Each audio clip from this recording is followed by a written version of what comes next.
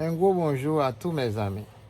D'après ce qu'on a entendu aujourd'hui, le Canada est l'un des pays le plus en retard dans la processus d'avoir un vaccin.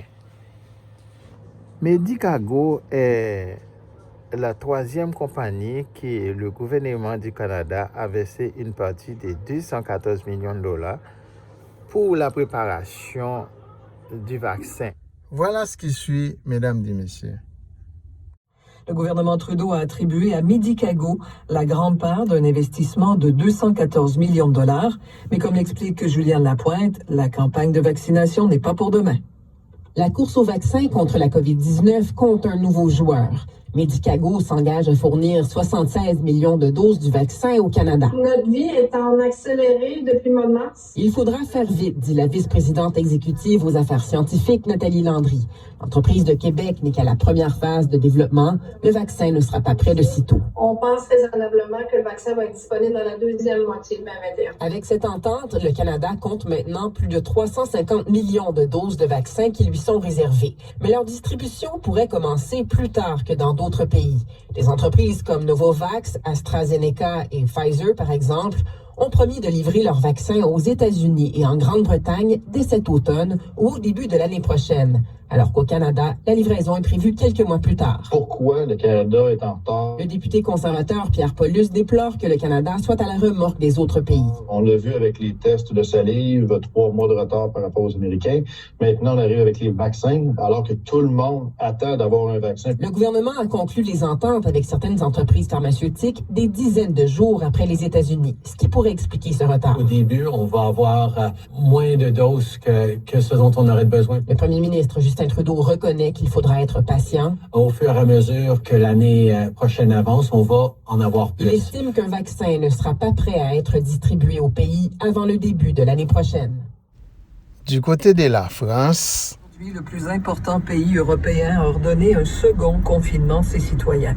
Le président Emmanuel Macron parle d'un coup de frein brutal qui sera donné à compter de vendredi, et ce au moins jusqu'en décembre, pour empêcher le système de santé d'être submergé par les patients atteints de la COVID-19. De Paris, voici Yannick Dumont-Baron.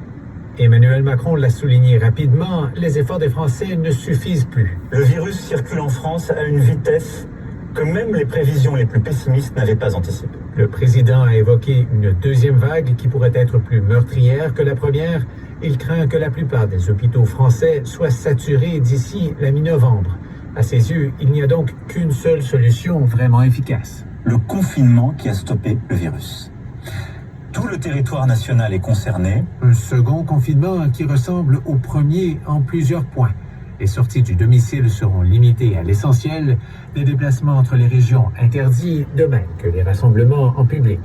Le télétravail sera généralisé, mais quelques exceptions sont prévues. Les écoles resteront ouvertes, certaines usines et services publics également. Coup dur donc pour les artistes, les restaurateurs, les petits commerçants et bien des Français. Si je sais la lassitude et cette impression d'un jour sans fin qui tous nous gagne, nous devons, quoi qu'il arrive, rester unis et solidaires. Mince espoir, Emmanuel Macron a promis de revoir la pertinence des contraintes chaque 15 jours. Le gros des mesures est cependant en place, au moins jusqu'en décembre. Corona du Québec et de l'Ontario. Les nouvelles ne sont pas très bonnes. Le Québec a dépassé en fin de semaine la barre symbolique des 100 000 cas. Il y a quelques jours, du 28 octobre, on est loin d'un déconfinement total. On fait le point avec Hugo Lavallée. Alors Hugo, c'est pas une surprise, hein? Les restrictions devraient se poursuivre bien au-delà du 28. Oui, vous vous rappelez sans doute de ce défi 28 jours que le premier ministre avait lancé aux Québécois fin septembre, début octobre. L'idée était de réduire provisoirement ces contacts sociaux pour freiner la propagation du virus.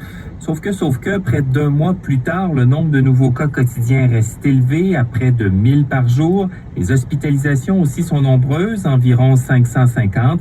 Alors, dans le contexte, tout indique que François Legault va annoncer une prolongation des mesures sanitaires en zone rouge. Monsieur Legault va s'adresser aux Québécois ce soir à 17h. Vendredi, il a affirmé que le nombre de cas par jour devait baisser à 800, puis à 500 par jour pour envisager la réouverture des restaurants, salles d'entraînement et théâtres. Sur l'état de la pandémie, je vous invite à entendre Caroline Quach, microbiologiste infectiologue au CHU Sainte-Justine. Je pense que certaines restrictions vont devoir être maintenues. C'est sûr qu'à 1000 cas par jour, on est encore dans une transmission communautaire qui est importante. Et donc, le risque de rouvrir trop rapidement, ça serait de voir le nombre de cas augmenter à nouveau avec un impact sur les hospitalisations. Donc, malgré l'impatience des propriétaires de restaurants qu'on a entendu la semaine dernière ou celle des propriétaires de gym qui vont s'exprimer aujourd'hui, l'essentiel des mesures de restriction actuelles devrait rester en place. Ce qui n'est pas clair, par contre, pour l'instant, c'est si le premier ministre va annoncer la durée de cette prolongation.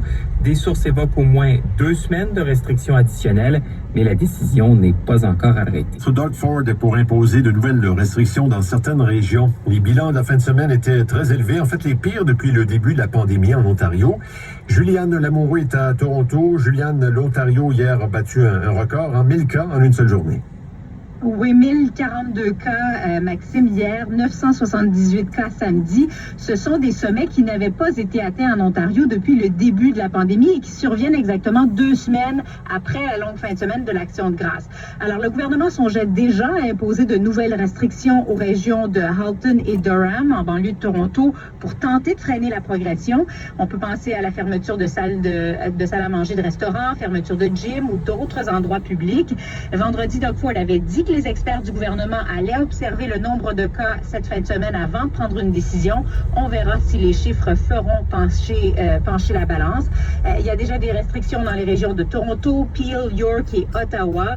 La mairesse de Burlington et le maire d'Oakville, dans les régions qui pourraient être touchées, ne veulent pas de nouvelles mesures.